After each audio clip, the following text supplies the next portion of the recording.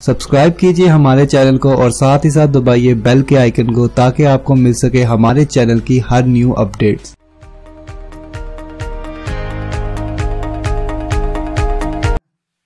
इमाम अबू हनीफा रहमतुल्लाह अलैह कहीं पे जा रहे थे अपने शागिर्द के साथ। ठीक है जी, इमाम अबू हनीफा किसी जगह पे जा रहे थे अपने शागिर्द के साथ। तो शागिर्द ने देखा कि इमाम के पाँव पे से खून बह रहा है, इमाम के पाँव से खून बह रहा है।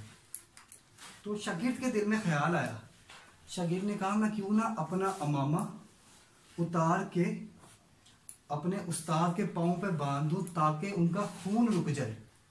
ठीक है, ताकि उनका खून रुक जाए। फिर दूसरी दफा आया ख्याल कि ये तो रोज ही नहीं कर रहा होता है, मैं क्यों अपना अमामा खराब करूं।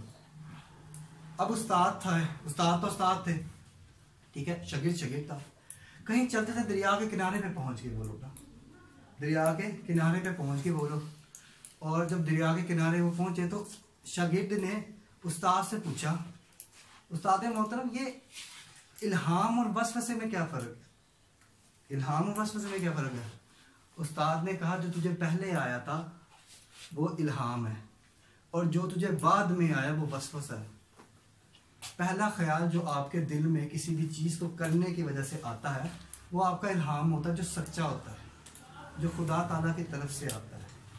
और दूसरा जो आपका आता है वो वसवसा होता है, जो शैतान की तरफ से आता है। चलो आप मैं पढ़ लेती हूँ या पढ़ लेता हूँ, पर छड्डा यार सवेरे पढ़ना, और चलो मैं काम कर लेती हूँ, कर लेता हूँ, और छड्डो यार सवेरे करना, टेस्ट मिला है, चलो मैं अभी तैयार कर लेती हूँ, अभी ज़रा टीवी देख लो फिर कर लेती हूँ।